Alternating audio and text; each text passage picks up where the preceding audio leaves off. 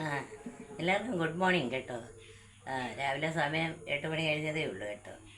പിന്നെ നിങ്ങളവർക്ക് എന്തോ ബാക്ക്ഗ്രൗണ്ട് ഒരു സൗണ്ട് ഒന്നും ഇവിടെ അടുത്തൊരു അമ്പലമുണ്ട് കേട്ടോ. പിന്നെ അവിടെ ഇന്ന് എന്തോ വിശേഷമാണ്. പിന്നെ ഇന്നലത്തെ ബ്രേക്ക്ഫാസ്റ്റ് ഇന്നലെ എനിക്ക് ഒന്നും റെഡിയാക്കാൻ പറ്റിയില്ല കേട്ടോ. അതുകൊണ്ട് ഇങ്ങനെയാണ് ഇന്നത്തെ ബ്രേക്ക്ഫാസ്റ്റ്. അപ്പോൾ ഇന്ന് വെച്ചിട്ട് ഓട്സ് ഉണ്ട്, ഇന്നലെ ഉണ്ടായിരുന്നു ഓട്സ് ഉണ്ട്, പിന്നെ പഴമുണ്ട്, മുട്ടയുണ്ട്. അപ്പോൾ ഇത് ഒരു കംപ്ലീറ്റ് ഫുഡ് തന്നെയാണ് കേട്ടോ. പിന്നെ ഒരു ഗ്ലാസ് ജ്യൂസും ഉണ്ട്. അപ്പോൾ ആയില്ലേ, ഇന്ന് ഉച്ച ഉള്ളത് റെഡി. അപ്പം കണ്ടല്ലോ എല്ലാവരും.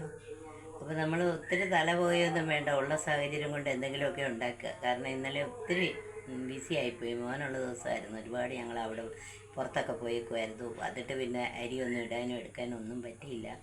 പിന്നെ ഞാൻ ഓർത്ത് ഇന്നിങ്ങനെ ഇരിക്കട്ടെ എന്ന് വിചാരിച്ചു. അപ്പോൾ പണ്ടത്തെ ഒരു മുട്ട റോസ്റ്റാണ് കേട്ടോ. ഞാനിപ്പോൾ ഉള്ളി ചേർക്കാതെ ഒന്നാണ് ഉണ്ടാക്കുന്നത്.